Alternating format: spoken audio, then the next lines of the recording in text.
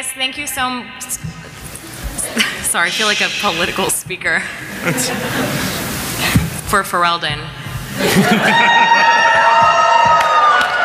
Thank you guys so much for coming. We're so incredibly thrilled to have you all here. Thanks for waiting in the line. My name is Jessica Merzin. I am the community manager for Dragon Age, and I am also Hawk, the mage.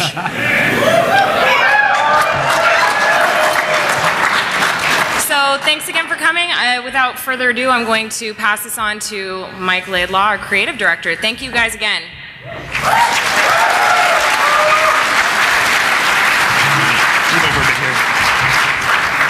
Yeah, it's a little humbling, given recent events, to have a room this full and obviously engaged. Guys, thank you so much for coming.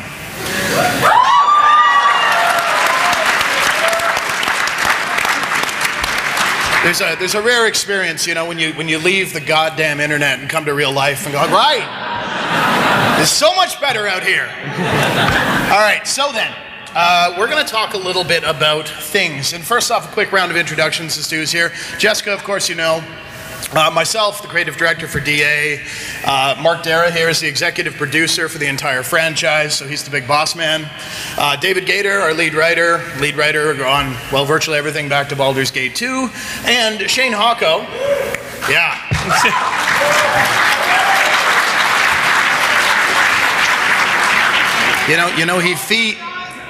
he feeds on your love, right? None of the love. Yeah, the tears make him even stronger. And Shane Hawko's our assistant art director, also easily the most variable of moods in our slideshow. From heavy metal to enjoying flowers. So I want to open with a disclaimer.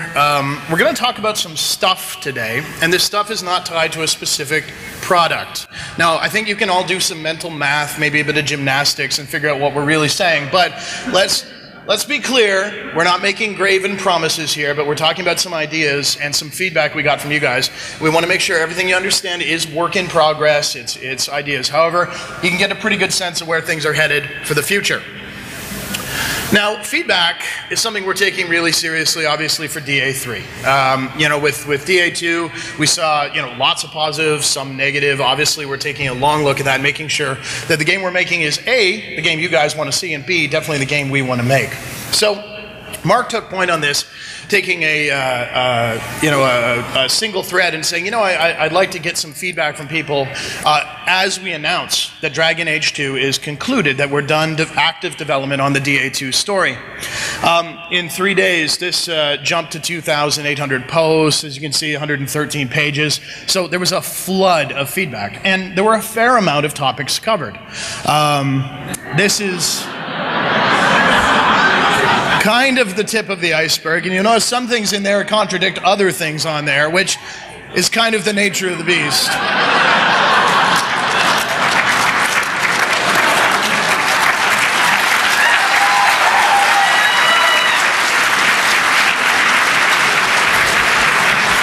But boy, those three came up. Those three came up quite a bit, so we're going to tackle them one by one. And again, you know, I can't go into deep details. Hey, I'd be spoiling stuff if I did. So let's talk about stopping reusing levels. This seemed to be a pretty clear sentiment. Apparently, you guys have seen enough cheese wheels in caves. I get that.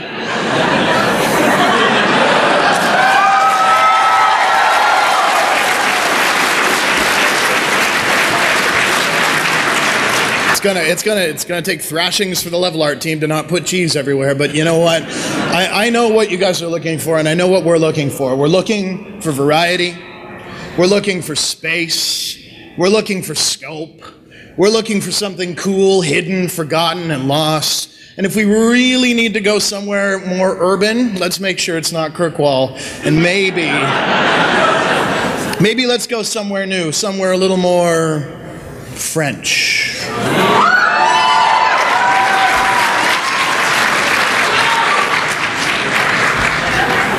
Because they have cheeses. So not only wheels. Yes, in other forms. That's the best part. So, decisions that matter. This one's kind of an interesting subject because the big thing is that I can't talk about, well, what are the decisions without spoiling stuff. But I think in essence, yeah, we will absolutely make sure that's what we're delivering, including your previous games.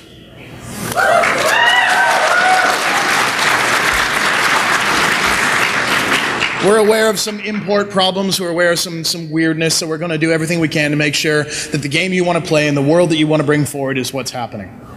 Now, as we see it, really, there's just two sides to this coin. Character agency. I want to feel like I'm having an impact on the world. Some people love the Hawk story. Some people thought, I don't know, it felt like he was just being dragged along. Understandable. Well, we'll make sure that this time your choices as a player are determining the impact your character's having on the world. And of course, player agency is simply saying, I control my damn gameplay experience. Now every game offers that to different levels. It's very rare you find a game that lets you just stop and start your own blues band in a bar. Though if Patrick Weeks ever gets to design his own game, you will. Yeah. But we're going to talk about a piece of player agency right now. See, that's a segue. We're going to talk about equipment for followers. Yeah, it's back.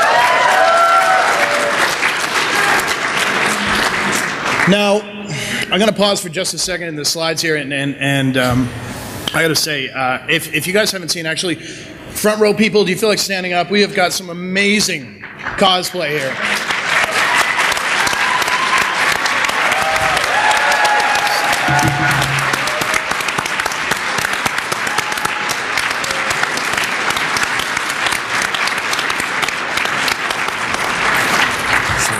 And this is, I mean, quite frankly, what a signature look for the characters can provide is a good chance for people to really identify with them from a tactical sense. You can look at them in a battlefield and they have their own silhouette, their own shape, their own color scheme, and you kind of instantly go, all right, I know who I'm dealing with. If we're doing big, busy battles, that's going to be something that's important.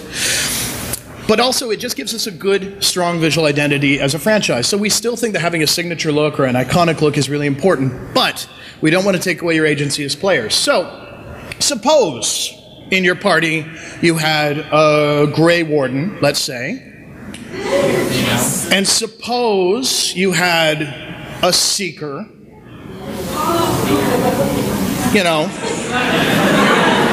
a Seeker, and you had this thing, this suit of armor, perhaps a chess piece, and it had stats and stuff. That's pretty familiar.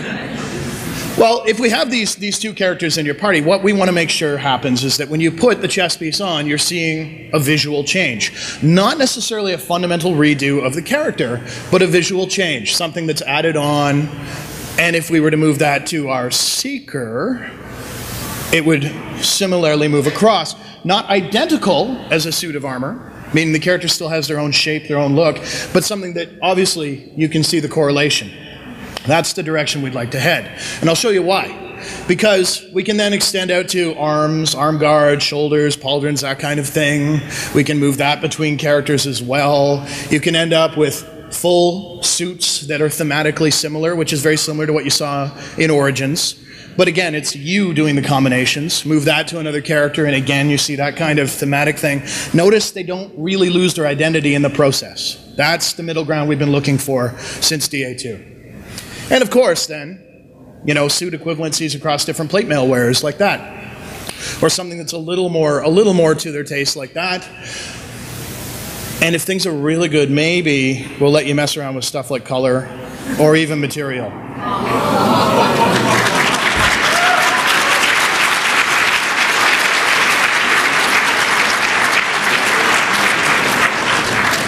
So that should be pretty cool, in theory. And that's all we wanted to show you today. Again, our overall policy for any future project is going to be, if we can't show it to you, we're not going to talk about it. We want to make sure we get there to the point where we can show it. You guys can give feedback. You can tweet it back at us, throw it up on forums. However you want to discuss it, we'll be happy to talk it through.